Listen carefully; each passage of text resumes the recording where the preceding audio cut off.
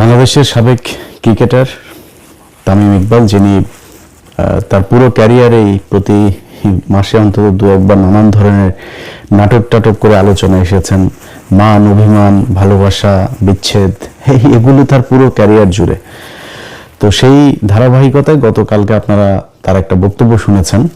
তিনি হঠাৎ করে সারা দেশের, এমনকি আমরা যে সরকারের সমালোচনা করছি সেই সরকারও কি কাহিনী জানি না, তারাও দেখলাম ইন্ডিয়ার এবার এই যে মুস্তাফিজকে তারা কলকাতা নাইট রাইডার্সের হয়ে খেলার থেকে বাদ দেওয়ার কারণে যে প্রতিক্রিয়া দেখিয়েছে এবং যে পদক্ষেপগুলো নিয়েছে সেটা খুব ভালো কিছু পদক্ষেপ নিয়েছে।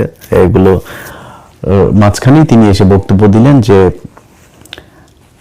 বাংলাদেশের ভারতে খেলতে যাওয়া উচিত।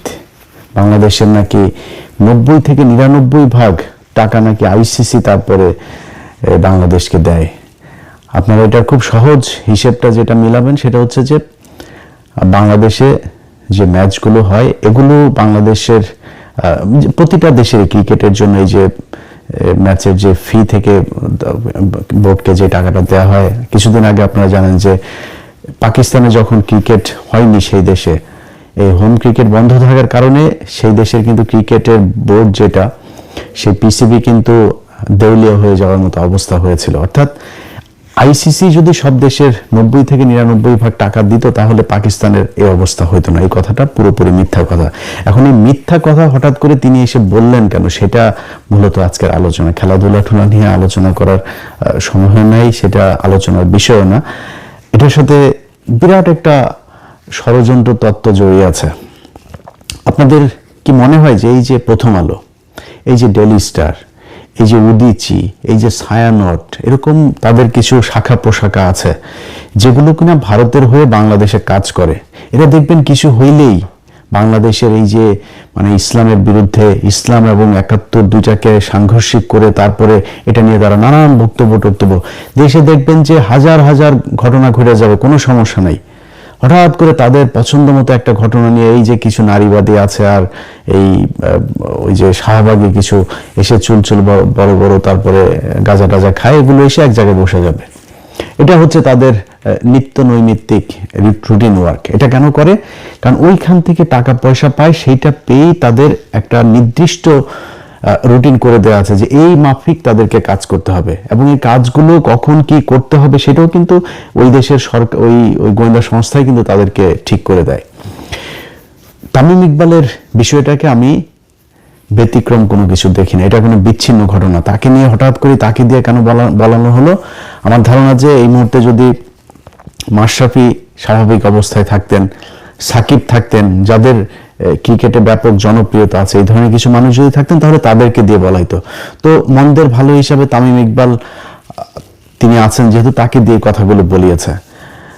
আপনাদের কিছু জিনিস মাথায় রাখা দরকার। তামিম ইকবাল হঠাৎ করে তিনি যে সুরে কথা বলেছেন যে বাংলাদেশের স্বার্থের জন্য, আপনার বাহ্যিকভাবে শুনে মনে হবে যে এই দেশের ক্রিকেটের জন্য, এই দেশের জন্যই বোধহয় তিনি কথাগুলো বলছেন। আচ্ছা, যদি মনে করেন বাংলাদেশের জন্য, ওনার ক্রিকেটের জন্য এত ভালোবাসা, এত প্রীতি নিয়ে উনি কথাগুলো বলবেন, আপনাদের মনে আছে যে ওনার কথা অনুযায়ী যে বাংলাদেশ যদি এখন বিশ্বকাপ খেলতে না যায় তাহলে বিশাল আকারের ক্ষতি হয়ে যাবে, 10 বছরের জন্য পিছিয়ে যাবে। এই ভারত বাংলাদেশকে এই 2016 থেকে 16-17 থেকে আপনি যদি কয়েকটা এশিয়া কাপ যদি আপনি চিন্তা করেন, বিশ্বকাপে এই ভারতের আম্পায়ার, 2টা এশিয়া কাপ তো আমরা জেতা, 2টা এশিয়া কাপকে তারা হারিয়েছে। সে বিশ্বকাপের জন্য উনি কোনো কথা বলেছিলেন যে ভারত আমাদেরকে হারিয়েছে? যদি সেটা আমরা জিততাম, মনে করেন একটা এশিয়া কাপ থাকার মানে কি, এশিয়ার বাঘ, সে এশিয়ার শ্রেষ্ঠ, এটাই তো তাদের বিশাল ব্যাপার। আপনি 1997 সালে যেদিন, আমি ছোট তখন, কিন্তু আমার এই মনে আছে যে আমি আমার একটা প্যান্ট বানাতে যাচ্ছিলাম আমাদের চুয়াডাঙ্গা জেলা শহরে। তো ওই দিন হঠাৎ করে দেখি, আমি তার আগ পর্যন্ত জানিও না যে ক্রিকেট বলে পৃথিবীতে কোনো খেলা আছে, তার আগের দিন পর্যন্ত আমি জানি না। সবাই দেখছি রেডিও নিয়ে, তারপরে এই কানের মধ্যে নিয়ে তারপরে শুনছে কি একটা যেন ধারাভাষ্যকার কথা বলছে, ফুটবলের মতোই মনে হয়, আমি জানি না কি হচ্ছিল। হঠাৎ করে আমি আবার আসার সময় দেখি ট্রেনের মধ্যে পুরো রং টং মেখে সারা দেশে বিরাট উল্লাস। ওই দিন টেলিভিশন পত্রিকা সব এই বিশ্বকাপ পরের দিন, মানে ওই যে আইসিসি যেটা বাংলাদেশ জিতে বিশ্বকাপে খেলার মর্যাদা অর্জন করলো, আকরাম খান যে অধিনায়ক ছিলেন। তো ওই একটা ম্যাচ আজকে যে বাংলাদেশের ক্রিকেট সেই জায়গায় নিয়ে এসছে। এই এশিয়া কাপের 2টা এশিয়া কাপ যদি বাংলাদেশ জিততো, তাহলে বাংলাদেশ মানসিকভাবে আরো বিশাল আকারে উঠে যেত না সামনে। সেটা নিয়ে তামিম ইকবাল কোনোদিন ভারতকে বলেছে যে তোমরা এই চুরি করো, তোমরা এইভাবেই করো। বরং ওই ম্যাচের মধ্যে সাকিব আল হাসানকে তাও দেখেছি যে মোটামুটি একটু তর্জন গর্জন করেছে, তারপরে এ কথা বলে নেই। তারপরে ধরেন ওনার বিশাল ভালোবাসা, উনি বাংলাদেশের ক্রিকেটকে বাঁচাইতে চায়। আচ্ছা, এই যে শেখ হাসিনার সরকার, এই শেখ হাসিনার সরকার আমরা কেন এই যে বিভিন্ন আপনার এই ফ্যাসিস্ট, আপনার এই যে কালচারাল এই ফ্যাসিস্ট যে গণমাধ্যম, ফ্যাসিস্ট যেই আপনার আমলা প্রশাসন, এদের ব্যাপারে আমরা এত তৎপর কেন?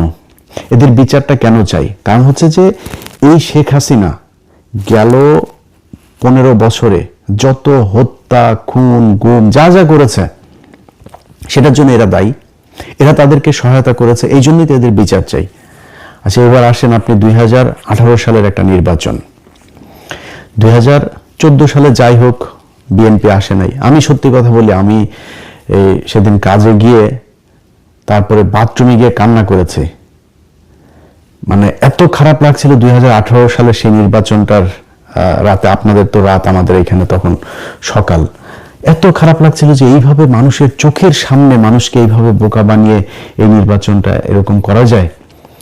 সেই নির্বাচনটা বাংলাদেশের একটা টার্নিং পয়েন্ট ছিল। 14 সালে ঠিক আছে বিএনপি যায় নাই, শেখ হাসিনা করেছে, একা নির্বাচন করেছে। তারপরে ধরলাম 18 সালের নির্বাচনটা তো হইতে পারতো। এবং তারা যেভাবে সেই ঐক্য জোট মোট বানায়, এই যে আপনার আওয়ামী দালাল ডক্টর কামাল সহ এই যে দালাল কয়টাকে গামছা কাদের টাদের এগুলোকে নিয়ে তারপরে তারা এই হাসিনার এই রয়ের ফাঁদে পা দিয়ে তারপরে বিএনপি একটা জোট গঠন করলো। সেই জোট গঠন করার পরে কি হলো দেখেন, রাতের বেলা ভোট নিয়ে তারপরে দিনের বেলা সেটা প্রচার করলো যে হ্যাঁ এই হয়েছে, আগের রাতে ভোট শেষ হয়ে গেল। সেই নির্বাচনটা বাংলাদেশের এই যে গেল 5 বছরে, অন্তত 5-6 বছরে যে মানুষগুলো মারা গেল, মানুষগুলোকে মারা হলো, খুন করা হলো, এই মানুষগুলো নির্বাচনটার কারণে মরে নেই। এই জন্য আমরা চাই যে এই নির্বাচন, এই প্রশাসন, এই যে জনপ্রতিনিধি সহ যারা সাংবাদিক, শিক্ষক, যারা এই শেখ হাসিনাকে সমর্থন দিয়েছে, তাদের সবার বিচার হইতে হবে। আচ্ছা, তাদের যদি বিচার হয়, তাদের অনেকের বিচার হচ্ছেও, সেনাবাহিনীর পর্যন্ত বিচার হচ্ছে, তাহলে ক্রিকেটারদের বিচার হওয়া দরকার না? কেন জানেন? 2018 সালের নির্বাচনের পরে 2000 এই দিন আরেকটা নির্বাচন। আচ্ছা, আপনাদের মনে আছে এই যে মাশরাফি বিন মুর্তজা এমপি হলেন, ওই সময় দেশের যে পরিস্থিতি এবং মাশরাফি বিন মুর্তজার যে জনপ্রিয়তা ছিল, আমি বিশ্বাস করি মাশরাফি বিন মুর্তজা যদি মিরপুর স্টেডিয়ামে যায়, একদম স্টেডিয়ামের শেষ মাথায় উঠা যদি একটা মাইক হাতে নিয়ে ডাক দিত যে বাংলাদেশে আমরা এই হানাহানি আর চাই না, শেখ হাসিনা, খালেদা জিয়া, তাদের ভেতরের যে সমস্যা, এটা আমরা ক্রিকেটার যারা আছি, আমি অন্তত আমার জায়গা থেকে ডাক দিলাম, বাংলাদেশের মানুষ সবাই এখানে আসেন, যদি না আসে তাহলে আমি এখান থেকে, মানে সে কিছু একটা শর্ত দিতে পারতো।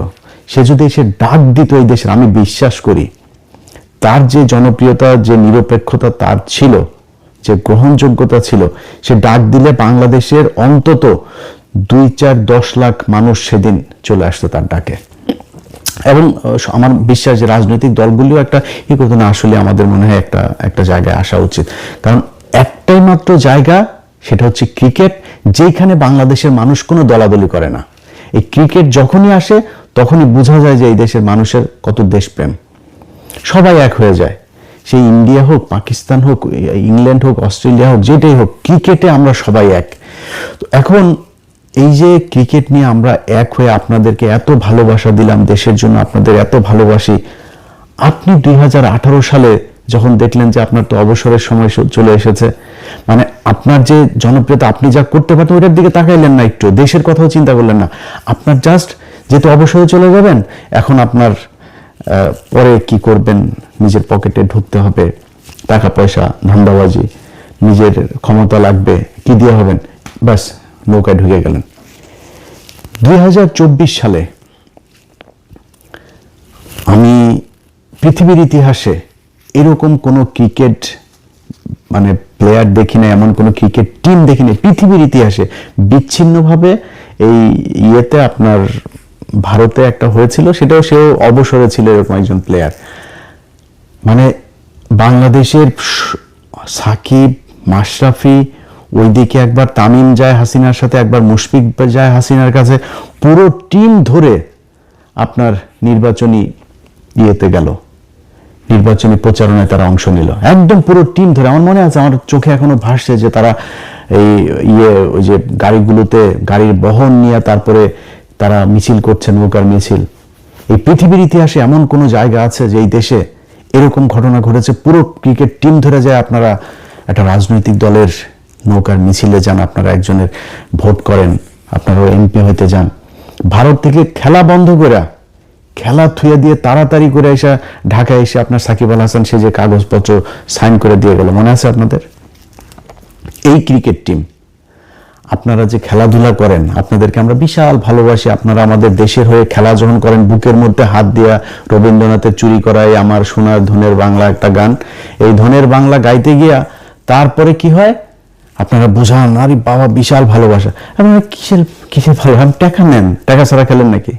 বাংলাদেশের এমন কোন সেক্টর নাই যে এত টাকার মালিক হওয়া যায়, ক্রিকেট খেললে যত টাকার মালিক হওয়া যায়, কোটি কোটি টাকার মালিক হওয়া যায়। আজকে যে মুস্তাফিজকে নিয়ে আমরা এত কান্না করছি, আপনাদের মনে আছে মুস্তাফিজকে, এই যে মহেন্দ্র সিং ধোনি, এই ধোনির মতো এত ভদ্র প্লেয়ার যারা আমরা খুব ভদ্র মনে করি, ধোনি এবং কোহলি দুজনকে আমি ব্যক্তিগতভাবে তাদেরকে এই পছন্দ করি, এর মতো ভদ্র প্লেয়ার আমাদেরকে মানে চুনুপুটি মনে করে, তেলাপোকা মনে করে। এই মুস্তাফিজরা একবার মনে আছে পিচের মাঝখানে কিভাবে ধাক্কা দিয়ে, ইচ্ছাকৃতভাবে ধাক্কা দিয়ে মুস্তাফিজকে ফেলে দিয়েছিল, মনে আছে আপনাদের? মুস্তাফিজের যদি লজ্জা থাকতো তারপর থেকে আর কোনদিন ভারতে খেলতে যেতে চাইতো না, ওটার প্রতিবাদ করা হতো। ওনারা ভারতের সামনে গেলে মনে হয় একদম মানে ওই যে IPL এ ডাকবে কিনা ওইটা মাথার মধ্যে থাকে, ওইটা মাথায় থাকার কারণেই ওই করে আর কি, মানে ওরা যাই করুক সেটাকে তারা অ্যাকসেপ্ট করে নেয়। সেটাই ঘটেছে, সেটা সবার ক্ষেত্রে ঘটেছে এবং মুস্তাফিজের ক্ষেত্রে সেটাই ঘটেছে। সে যায়, যে খেলে আসে এবং আমার বিশ্বাস সামনেও যাবে, আবারও যাবে, কারণ ওরা তো দেশের জন্য খেলে না, দেশপ্রেমে ওদের ভেতরে নাই, ওরা টাকার জন্য খেলে। টাকা বলেন যে বিসিবি আর কোনো প্লেয়ারকে মাসিক টাকা দিবে না, দেখেন না খেলা খেলতে যায় কিনা, টাকার জন্য খেলে।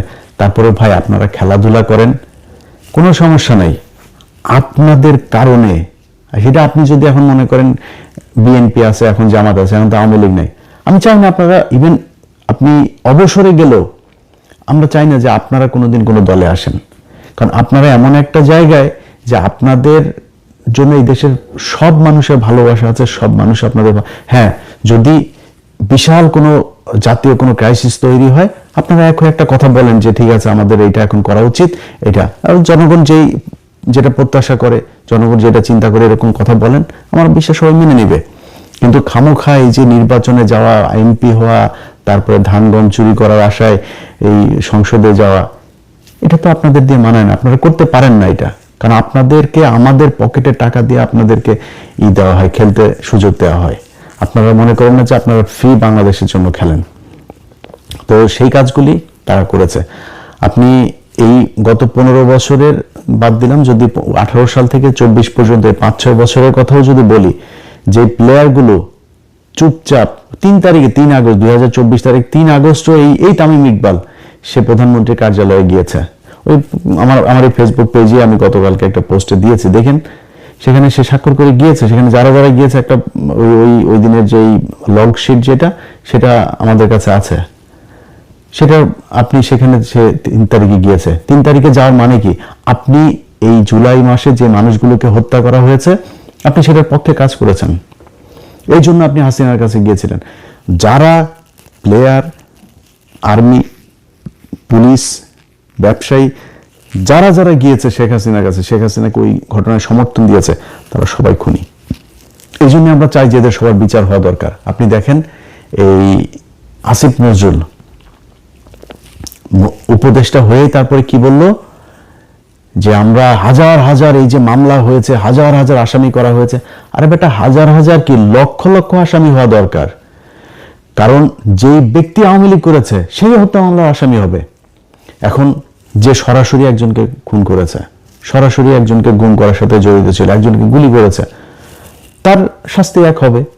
যে একটা ওয়ার্ডের সভাপতি ছিল, একজন কর্মী ছিল, ওই বৈষম্য বিরোধী আন্দোলনের ওই ছাত্রদের বিরুদ্ধে ওই পাশে মিছিল করেছে, অবস্থান নিয়েছে, তার বিচার অন্য আরেকটা হবে। সে যদি কাউকে মেরে না থাকে, বিচার তো হইতে হবে। এসেই বললেন না, এত মানুষের, এত হাজার হাজার মানুষের বিরুদ্ধে এইভাবে মামলা দেওয়া ঠিক হয়নি, এই কথা যেদিন বলেছে সেদিন থেকেই এই আসিফ নজরুল আওয়ামী লীগের হয়ে তারপরে কাজ করছে। আওয়ামী লীগ, আসিফ নজরুল এসে এবার আপনার বিশাল আকারের নাকি তিনি আইন বিভাগের নাকি বিশাল কিছু করে ফেলেছেন। তো কি করেছেন? করেছেন হচ্ছে জামিন এখন খুব দ্রুত করা যাবে, আপনার অনলাইনে পেয়ে যাবেন এবং অনলাইন থেকে সাথে সাথে জামিন হয়ে যাবে। জামিন কারা হবে? ওই যে আওয়ামী লীগের, ওদেরকে জামিন করার জন্য উনি তাড়াহুড়া করে এটা করেছেন। যদিও এখনো যারা ওই যে আওয়ামী লীগের সময় যেই আলেমরা জেলে গিয়েছিলেন, বিডিআর এর লোকজন জেলে আছেন, ওই লোকগুলি জামিনের বেলায় আবার ওনাদের 4 দিন 5 দিন 6 দিন আমি এখান থেকে দোষণ না দিলে আবার ওনারা ছাড়েন না। কিন্তু আওয়ামী লীগের ক্ষেত্রে কিন্তু গোপনে গোপনে, এই যে দিলীপ আগারওয়ালাকে কেউ জানেও না, অ্যাটর্নি জেনারেল ওই কায়সার কামাল বিএনপির আর এই আসিফ নজরুল, এই 3 বদমাইশ মিলা তারপরে দিয়ে দিল, জামিন দিয়ে দিল, চলে গেল। ওনারা কিছু জানেনই না, কিছুই জানেন না ওনারা, এমনি জামিন হয়ে গেল। এক ব্যক্তিকে দিয়ে, একজন জাজকে দিয়ে আপনার একই আদালতের ভিতরে নিয়ে গোপনে গোপনে গোপনে 2 মাসের ভেতরে সব খালাস, চলে গেল সে। ওনারা কিছুই জানেন না। তো এইভাবে ওনারা এই আইন বিভাগের বিশাল আকারের সংস্কার করেছেন, এর বাইরে আর কোনো কিছু করেন। এখনো পর্যন্ত ওই যে আপনার আবুধাবিতে যেই বিপ্লবীরা ওইখানে জেলে গিয়েছিল তাদের করা হয়েছে।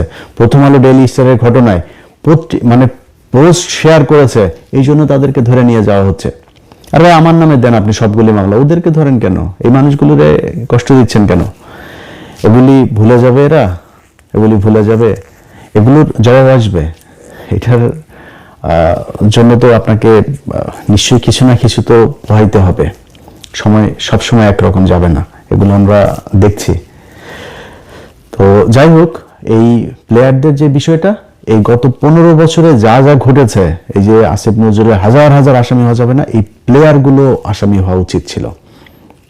কারণ এরাই 2024 সালের এই যে এই ড্যামি নির্বাচনের, এই স্বামী আর ড্যামি মিলা যে নির্বাচন করেছে, এই ড্যামি নির্বাচনের বৈধতা দিয়েছে এরা।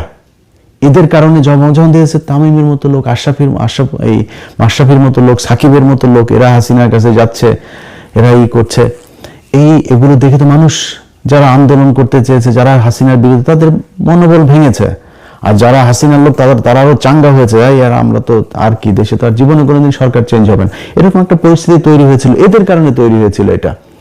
এখন এইসব জিনিসগুলোর পরে তাদের ব্যাপারে ব্যবস্থা নেওয়া হয় নাই দেখেই আজকে এরাই করছে। এই যে মুশফিক, কি সুন্দর, আরে বাবারে বাবা, ওনারা এখন সব প্লেয়াররা মিলে এক হয়েছে, খেলতে যাবেন। ওনারা সব প্লেয়ার, মানে ওরা খেলতে যাবেন, খেলতে গেলে মাল পাবে, তো মাল পাবে, এই জন্য খেলতে যাওয়ার জন্য পারাপারি শুরু করে দিয়েছে। ওনাদের ভিতরে কোনো দেশপ্রেম নাই সবকটা। এই যে কালকে দেখেছেন না, ওই বিসিবির পরিচালক নাজমুল ভাই, আপনাকে স্যালুট। আপনি এই তামিমকে যে ভারতীয় দালাল বলেছেন, ও ভারতীয় দালাল, খালি ভারতীয় দালাল না, ও ভারতের মানে এই চামচা, ভারতের আপনার মানে মাল করে ভারতের টাকা খেয়ে তারপরে এগুলি বলেছে, ভারতের গোয়েন্দা সংস্থার লোক, এই কারণে এগুলো করেছে। তো বিসিবিকে চাপ দিচ্ছেন ওনারা খেলতে যেতেই হবে, ওনাদের খেলতে গেলে মাল পাবে, এই জন্য খেলতে যাবেনি ওনারা। কি সুন্দর দাড়ি, এই যে মুশফিকের দাড়ি কি সুন্দর, আর বাপেরও দেখি বিশাল মুরব্বী, বয়স্ক এই বিশাল পাগড়িওয়ালা মুরব্বী, হুজুর, এত আপনি প্রতিবাদ করা শিখছেন এখন। কই এই যে 15টা বছর এতগুলো মানুষের যে মারা হলো, আপনি জানেন না এটা কি মিথ্যা কথা? এই যে আলমগুলো ধরে আপনার এই মারা হইতো, এই যে পিলখানায় এতগুলো মানুষ মারা হইলো, এই যে হেফাজতের ঘটনা এতগুলো মানুষ মারা হইলো, আপনারা একটা কথা বলেন নাই তো? একদিনে তো একটা দেশপ্রেম দেখাইলেন না যে না এটা করা উচিত না, কি হইতো? আপনি তো খেলাতে আপনি তো মানে অটো চয়েস ছিলেন দলের, আপনারা তো টিম থেকে বাদ দিয়ে দিতে পারতো না, একটা কথা বলেন নাই। এখন আপনি এসছেন বিশাল আকারের দেশপ্রেম দেখাইতে আর হচ্ছে গিয়ে নীতি নৈতিকতা শিখাইতে। কারণ কি? খেলতে যেতে হবে। আর ওই যে ইন্ডিয়া থেকে মাল দিচ্ছে, এইটা বলো এটা বলে ঠিক করো এরকম করো, এই বলে এইটার কারণে তারা এগুলো করছে। এখন তারা খেলতে যেতে চায়, বিসিবিকে নানানভাবে চাপ দিয়ে, নানান নেগেটিভ, নানান মিডিয়াও এখন দেখেন, মিডিয়াগুলো তো এগুলি সব ইন্ডিয়ান টাকা মালেই চলে, এগুলোদের দিয়া এরা এখন একটা তৈরি করতে চাচ্ছে যে না খেলতে যেতে হবে, বাংলাদেশে খেলতে না গেলে বিশাল আকারের আর একটা খেলতে আমরা যেতে চাই, বাংলাদেশ তো খেলতে যেতে চায়, কেন খেলবে না বাংলাদেশ? বাংলাদেশ যেটা চায় যেভাবে, এটা আন্তর্জাতিক নিয়মের ভেতরে রেখে সেই ক্লোজগুলো দিয়েই তো বিসিবি তাদেরকে চিঠি পাঠিয়েছে যে আমরা এই কারণে তোমাদের এখানে খেলতে যেতে পারছে না, আমার নিরাপত্তার কারণে। আমার একটা প্লেয়ার যেখানে নিরাপদ থাকতে পারে না, ওদের তো এটা তো জঙ্গি রাষ্ট্র এই ভারত, পৃথিবীর মধ্যে সবচাইতে নিকৃষ্ট জঙ্গি রাষ্ট্র হচ্ছে এইটা। দেশে আপনি তো জীবন নিরাপত্তা নিয়ে আসতে পারবেন না। আমার সেই কারণ দেখে আমি চেয়েছি যে আমরা করব না, অথচ তিনার এখন খেলতে যাবেনি। খেলতে যাওয়ার এই কারণেই এখন নতুন করে তৈরি করেছেন মিথ্যা কথাবার্তা বলে 90 থেকে 99% টাকা আমাদের আইসিসি দেয়, আমাদের খেলতে না গেলে সব প্লেয়াররা সব ধ্বজভঙ্গ হয়ে যাবে। বিশ্বকাপ খেলতে জানলে যে বিশ্বকাপে আপনি মনে করেন নকআউট খেলা একটা ম্যাচ খেলে যখন আউট হয়ে যান তো কি হয়েছে? এরপরে বিশ্বকাপে খেলবেন, পরে বিশ্বকাপে কি ভারতে হবে নাকি? পরে হোম সিরিজ খেলবেন, বাইরে যাবেন, সফরে যাবেন, খেলবেন। এর জন্য কি হইলো, কি সমস্যা? এগুলোর ন্যারেটিভ তৈরি করে তারপরে এই ভারতের যে বয়ান সেটাকে আমাদের দেশে প্রতিষ্ঠিত করতে চায়, এর বাইরে কোনো কিছু না। যাই হোক, আমরা এই প্লেয়াররা যেই আমাদের আবেগ নিয়ে খেলে তাদের পয়সার জন্য, এটা আজকে বোঝানোর জন্য মূলত এই ভিডিওটা করলাম। আর ভবিষ্যতে কোনো প্লেয়ার যারা বাংলাদেশের জাতীয় দলে খেলাধুলা করে, এই খেলাধুলাকে খেলাধুলার জায়গায় রাখতে চাই। আমি এমনকি ছাত্র রাজনীতিরও বিরুদ্ধে, কিন্তু সেটা সম্ভব না, যদিও এটা কেউই মানবে না, সবাই গোপনে গোপনে করবে। সো আমি এটা নিয়ে অন্তত খেলার বিষয়টাতে এটা যেন হয়, এবং ভারতের বিরুদ্ধে বর্তমান সরকারের যে অবস্থানটা নিয়েছে এই মুস্তাফিজের ব্যাপারে, এটার প্রতি সরকারের প্রতি সর্বোচ্চ সমর্থন জানিয়ে শেষ করছি। আল্লাহ হাফেজ।